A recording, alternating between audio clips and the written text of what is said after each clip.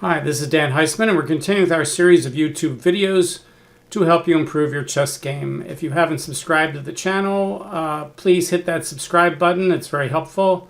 And as always, if you like the video, hit the like button. Today I thought I'd review one of my best books, which is the second edition of The Improving Chess Thinker.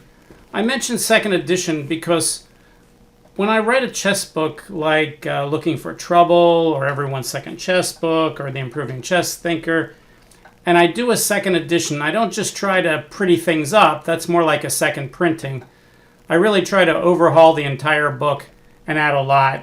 So try to always get the latest editions of my books. It makes a really big difference. Also, the second printing of Back to Basics Tactics fixed a ton of errors, and now we're up to the third printing, the 2018 printing. So it's very important to buy the latest versions of the books.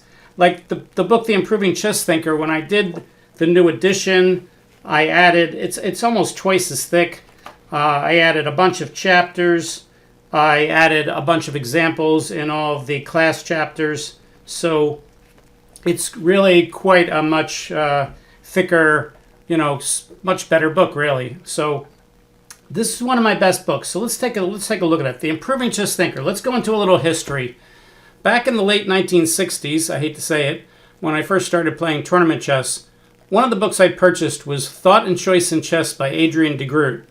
And Dr. de Groot was a Dutch researcher, and I always mispronounce his name. I was told it's de Groot. But anyway, I'll mispronounce it de Groot for the second. He had a interest in finding out how chess players think when they actually play in tournament games. And of course, when you play in tournament games, as we've talked about in a lot of the other videos, you're thinking differently than you are when you're doing puzzles. When you're doing a puzzle, they tell you something very specific you have to do, like play and win, or play and draw, or mate in three, or something like that. In a game, you're trying to find the best move you can in a reasonable amount of time. And that's a whole different type of ball game. And de Groot wanted to know, how do good players do that? So he was lucky enough, he was around for that AVRO tournament in 1938, and he got some of the best players in the world to sit down with him and look at some interesting positions from his games. And he told them, pretend you're playing in a tournament, and you've got reasonable time on your clock. It's your move. I want you to think out loud for me. We're going to have someone here who's going to be transcribing your moves. In those days, they didn't have tape recorders. And transcribing your thoughts. And just keep talking and say everything that goes through your head. And when you get done, say that you make the move, and, I'm going to do a research paper on how people find moves. So he did, and eventually he wrote his thesis, his PhD thesis, which got converted into the book Thought and Choice in Chess. So if you've never read that book, it's not like really a chess book. It's much more like reading a PhD thesis. And it's extremely interesting, but it's also obviously very technical and, as I said, kind of high level. It's not a typical chess book at all. So I bought the book, and I started giving some of those positions and maybe some other positions to my friends and having them think out loud. And when I became a full-time chess instructor years later, this became one of my standard exercises, was to give people one or more de Groots. Usually around the third or fourth lesson, I will give them a de Groot, and then maybe a couple months later, I'll give them some more de Groots to see how they're doing, see if their thought process is improving. So when I started writing chess books, I thought, I've been doing this for, I hate to say it, almost 50 years. I have an awful lot of these de Groots in my notes, because when I teach people, I keep notes. And I said, it would probably make a really interesting chess book if I can show how chess players think of all levels. Now, if you read de Groot's book, he has a couple people in the book that are below international level, but most of the people in his book are international level players. And I thought it would be interesting to take de Groot protocols, which are the think out loud transcripts, where I was scribbling down as fast as I could what people were saying. I thought it would be interesting to show that at all different levels. 800 to 1,000, which is class F in USCF, 1,000 to 1,200, 1,200 to 1,400, and so on. If you have Jeremy Silman's Endgame course, that's how he sets up his book. He says, here's the endgames that you need to know up to a certain level, like 800. Then the next chapter is what you need to know when you're trying to get to 1,000. The next chapter is 1,200. The next chapter is 1,400. So the middle part of my Improving Chess Thinker book is exactly like that. I have a chapter on every 200 points. I give about a dozen examples or so of how people at that level think with a variety of de Groot positions. De Groot positions are just like normal tournament positions with one exception. They're almost always interesting. You want to give people a position that has a little bit of meat to it. Now, I talked about my de Groot exercise in an earlier video, so I don't want to spend too much time on this video where I'm reviewing the book to talk about the exercise itself. That you can go back to my earlier video. Just do a search on my channel, Dan Heisman Chess, for de Groot. But anyway, so I gave the de Groot exercise to people for 50 years. I think I've probably given it to more people maybe than anybody else in history, probably more than Dr. de Groot himself. And so I wrote the book, and let me tell you about what's in the chapters of the book. Let me go to the table of contents. I think it's a really good book. It's a really unique book. Okay, so I talk about the exercise at the start. And in my first edition of the book, I started out by talking about different thought processes and what are some good thought processes and what are some of the things you're going to look at. When I did the second edition of the book, I moved all of that stuff to the second half of the book. So really what the second edition of the book is, the first half is people thinking out loud to do the de Groot exercises, and I picked 6 different positions to show in the book. And then the second half of the book is just talking about thought process, and we'll go through that as well. So let's start with the first half of the book. So I have a chapter. Let me go back to the table of contents here. I have a chapter for Class F, then Class E, then Class D, then Class C, then Class B, then Class A, and then Chapter 8 is Expert and Above. So I have a chapter for each one. So let's take one from the Class F chapter. I have the position here, which I call my de Groot Zyme position, because one of my students had a handle Zyme on ICC, and this was from one of his games. And I'm going to read you the protocol that the person did. So this person was an unrated person, age 14. Most of my students are adults, but this one was a teenager. And I'll read you what he says. Now, before I read that, if you want to do it yourself, if you've never done any de Groots and you've never seen any of this, you might want to pause the video and pretend you're in a tournament here and it's your move and you're white and you have lots of time on your clock but not an infinite amount of time, and figure out what you want to do. In fact, I highly recommend you do that if you've never done it for this position. Just pause the video and see if you can figure out what move you would play. And I'm gonna read you what this person did, and I'll read you what I said about him. Okay. All right. So he is subject number F11. He says the queen is on E4, the bishop is on D6. Look for threats, checks, and attacks. The bishop is not under attack. The pawn on F2 is under attack. I can't play queen E7, queen E7 check. He can just play queen takes E7. I can play queen takes A8 to win a piece. An alternative is to play rook takes A7, but that isn't good. I could play H3 to attack the knight. What can my queen do? Black's queen can take on F2, guarded by the knight on G4. I have to deal with that. If I play 1 F3, that prevents that. That's probably what I would do. I'll play F3, hit clock. Hit clock is how I know people are done. Just like in a real game where you actually hit a clock, here I ask people to say hit clock.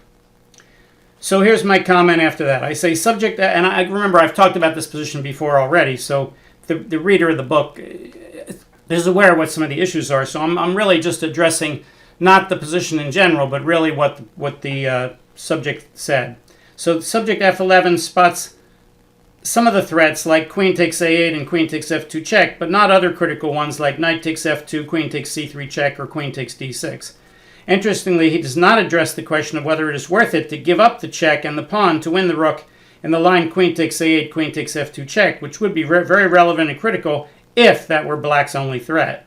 Unfortunately, he chooses f3 to stop the only threat he found by black without attempting to find all of black's checks in reply, one of which gives mate in 2, and I give the sequence f3, queen takes c3 check, king d1, knight f2 checkmate. So the move he played f3 unfortunately allows check, king d1, and now queen takes a1 check obviously is very, very good for black, but even better is knight f2 check, which is a family fork, but it really doesn't matter because it's checkmate. Then at the end of every chapter, I talk about characteristics of people at that level. What are their characteristics and what can they do to get to the next level? So for instance, let me read the first characteristics of people at this level. Although in general weaker players play faster, this chapter contains examples of some very slow players. Nevertheless, as will be seen throughout the remaining chapters, higher rated players usually do play slower. Besides rating, there is also correlation between time taken and overall personality. Players who are very patient in other endeavors usually play slowly and carefully. At the other end of the spectrum, players who are in for the ride often just play something quickly and see what happens. Although the net result occasionally comes out the same, or at least results in a similar rating, being careful is a very good trait in chess. Mercifully, some of the younger fast players end up slowing down as they become more mature in their understanding of and approach to playing chess. So that's the chapter on, part of the chapter on Class F. And as I said, then I move up to Class E, Class D, Class C, Class B, Class A, and then we get into experts and masters.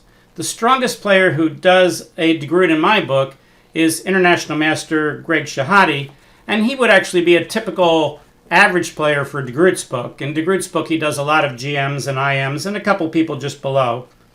And Greg did a very interesting job on one of the very interesting positions that one of my students once showed me that I put in the book.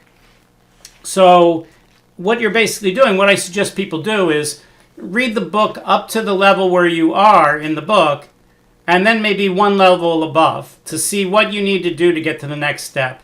And then at that point, you could skip to the second half of the book.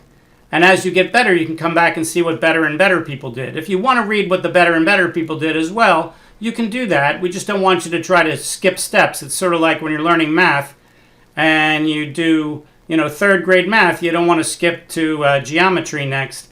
You want to go to fourth grade math. So it's important to kind of get up one step at a time. But anyway, that's the first half of the book. So let's look at the second half of the book. The second half of the book is not protocols. That was the first half. So chapter 9 is called Thought Process Basics. And there's sub-chapters. First sub-chapter is Thought Process Considerations. Second part of the chapter is a simplified thought process, which I talk about in one of my earlier videos. I think it's one of my most popular videos. It's, I think, 5 essential chess steps or something. It's basically summarized in 2 pages in this chapter. 9.3 is de Groot's 4 phases. The next chapter, I got permission. I had written a series on thinking for International Master. I am Jeremy Silman. Jeremy Silman's website had a series that I did for him called The Thinking Cap. And I wrote to I am Silman and I asked for permission to take all the articles that I wrote for him and update them and put them in this book. So he gave me permission. Thank you, Jeremy Silman. And that's chapter 10 in this book called The Thinking Cap. And the Thinking Cap has every article that I wrote for him. So chapter 10.1 is Introduction. 10.2 is King of the Hill. 10.3 is It Safe? 10.4 is the 3 levels of chess thinking. 10.5 is checks, captures, and threats. 10.6 is space, a means to an end, which talks about evaluation. 10.7 is what makes one move better than another. This is a very important subject because in chess you're trying to find the best move you can in a reasonable amount of time. So you're trying to compare moves, and if you don't know how to compare moves, then that makes things difficult. So what makes one move better than another is 10.7. 10.8 is only part of the analysis tree changes on each move. 10.9 is don't waste time on lines that won't happen. 10.10 is thinking on the opponent's time. And that's the 10 I wrote for Jeremy Silman. Chapter 11 is the most common thought process mistakes. And this I've had multiple videos on here in my YouTube channel. And I'll just again read the subchapters so you know what we're talking about. The first part of the most common thought process mistakes is what's the difference between a thought process mistake and other types of mistakes? So that's the first part, because a lot of people kind of lump every mistake as a process mistake. Well, a lot of mistakes aren't process mistakes.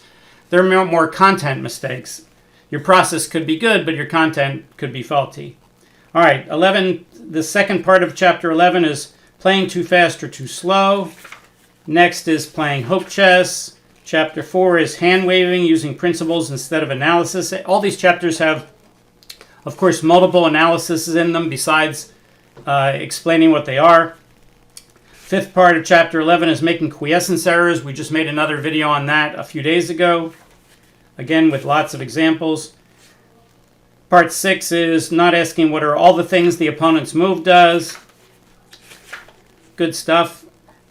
That was 7 is skipping, forgetting to ask yourself whether a move is safe. Eighth part of chapter 11 is not spending enough time on the move you're actually going to play. Ninth part is you stop your selection after finding what you think is a reasonable move, but make no attempt to find the best move. 10 is using bad deductive logic and erroneously thinking a particular sequence is likely to occur when in fact it would not. 11 is overlooking the opponent's move, causing a tactical error. Okay, then I have a chapter on time management. Time management and thought process go together because knowing how much to do and knowing when to stop and how much to take is a really important part of chess. And that depends on both the position and your time situation. When I say your time situation, I mean the time control, how much time is left on your clock, not how much time is left on your opponent's clock. That's usually irrelevant. How much time is left on your clock. And if it's so many moves in so many minutes, you need to know what move number you're on. So for instance, if it's 40 moves in 2 hours, then you need to know you're on move 37 and you've got 13 minutes left to get to move 40 before you get more time. If you're playing just one time control where it's like sudden death in 90 minutes, that's different. How much of a time delay or an increment you have. Obviously, if you're playing a game with a 45-second increment, you can run your clock a little lower than if you're playing with no increment, which you really should never do, or with a low increment like 5 seconds. So if you're playing a 95 game, and you only have 1 minute left, you're going to have to play pretty fast. If you're playing a 45-45 game and you have 1 minute left, well, you could still take 45 seconds on every move and your clock basically won't run. So having a big increment is a really different type of time management game than having no or little increment. You know, I make a big deal about telling people, you know, when we see serious games, you always see an increment or in the USCF case, a time delay. Increments in international play and on online play. You know, grandmasters don't play anything but really fun games with no increment. Like they'll play playoff games like 5-0 or something. But even in a lot of playoff games, they use small increments. But for their tournament games, you always see them playing like 90-30 or something like that. You know, they're not playing these 30-0 games where you get into race conditions where, you know, both sides have to play so fast or their clock will just fall. That's not really considered conducive to real chess. So you'd want to always play your games with at least some increment. So if you have only an hour to play, instead of playing 30-0, play 25-5. And yes, I know all the online servers have all these 30-0 buttons that make it easier to find games. And I tell people, you know, find some people in your server who will play you those slower games, make a bunch of friends on your server, whether it's ICC or chess.com or Lichess or Chessable or whatever. Make friends, and then you can schedule games with them. And when you schedule games, you can customize your time control, and you can play all your games with a time delay. Some of my students just recently formed their own group, and they're getting together on some of these servers and playing each other because they know the other people that I'm teaching all want to play games with increments, so they're not having any trouble finding games then with time increments. Okay, so the basics of time management is chapter 12 in my book, The Improving Chess Thinker. The first subchapter there is called micro time management. Micro time management is figuring out how much time to take on each move. Macro time management, which I'm sure is like the second chapter, is figuring out how you can pace yourself so you can take almost all your time for the game. So there's micro time management, which is kind of very highly related with criticality analysis. If you combine criticality analysis with your time situation, you get micro time management. And then there's macro time management, which is learning how to pace yourself. So that's the second part. Okay, chapter 13 is called Beyond the Exercise. All right, now that you've gotten Groot out of the way and you have a thought process, what else is there? And the first part of that chapter is what the researcher learned. So I talk about, I've done this for many, many years. I've heard all these people thinking out loud. What did I learn out of this? Because I was already a good player when I started doing this. So, I've learned things from doing that. So that's the first part of that chapter, talking about what things that I learned,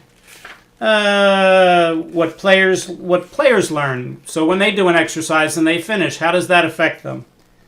Finding positions to use for Groot exercises. Well, we got a bunch of them from Groot's book, but after that, then I got them usually from my students' games, occasionally even from my games. And what told me that it might be an interesting Groot position. So I talk about that. Then I talk about if you're an instructor, if you're someone who's teaching people how to play chess better, how can you use the exercise like I did in the book? And then I have another view of the thought process, which, where I talk about Novice Nook, where I talked about a generic thinking process.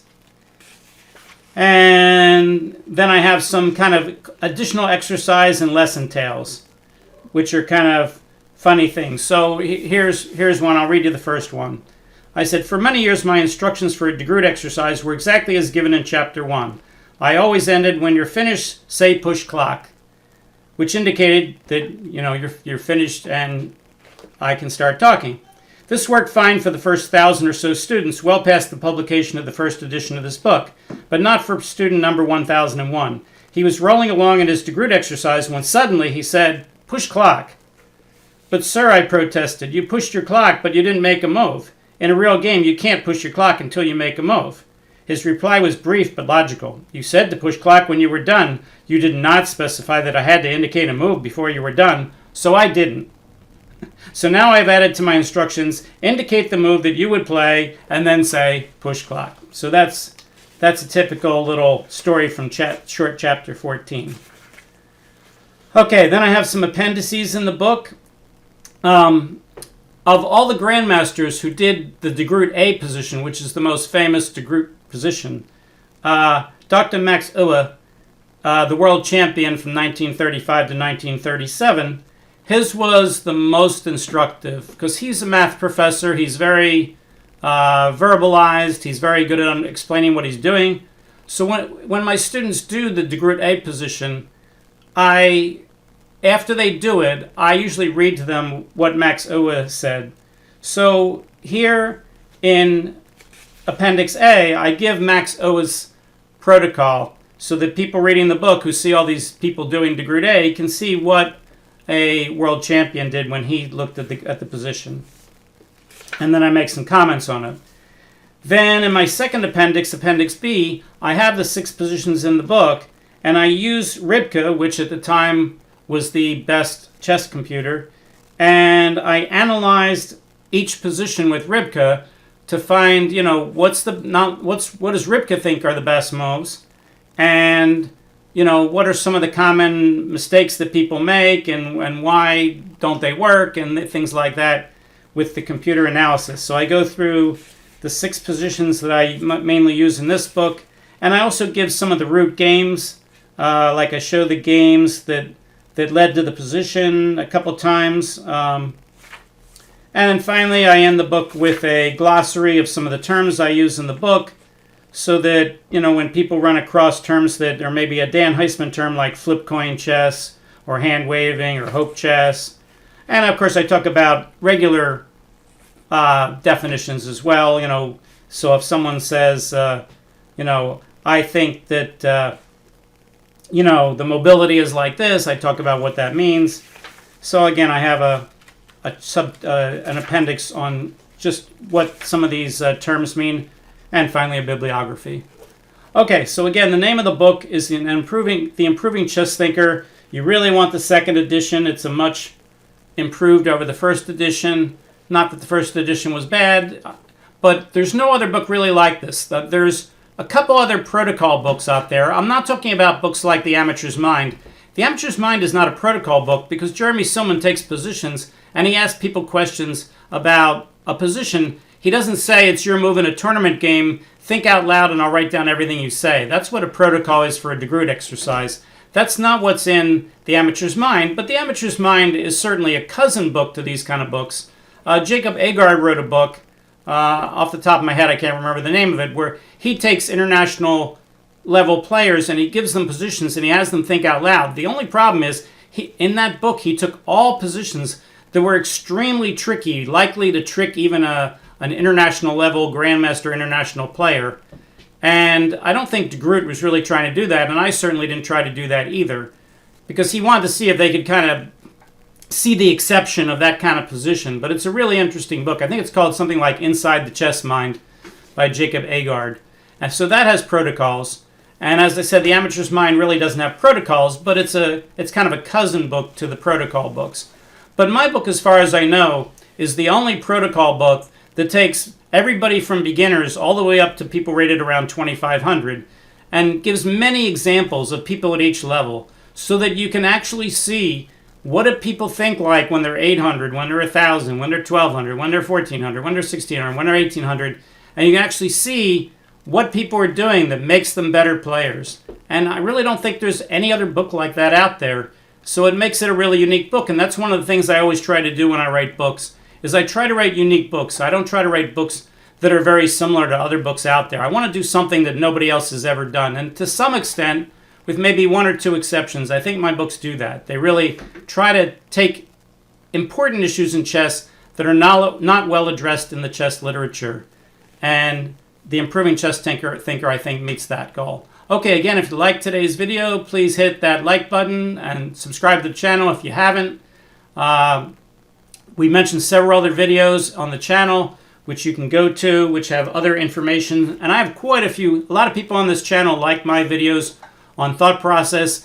It seems whenever I do a video doing a famous game or an interesting game, I get half the hits, half the views that I do when I do these thought process videos, maybe even a third of the hits, which is kind of a shame because a lot of those games include thought process information and include all kinds of really unique games that I think are great and you could learn a tremendous amount from. So I'm a little disappointed that some of those videos get less views, but that's the way it goes. You guys decide. You're the public. You decide which ones you want to watch. My goal is to make a really good legacy here of what I can help teach people. I'm sure these videos will live on long past me. I'm getting up there in age, so they'll be here. You'll be watching these videos and hopefully learning and listening to them when I'm not even able to help people, and hopefully I'm able to help you that way. And that makes me feel really good. We'll see you next time. Thanks. Bye.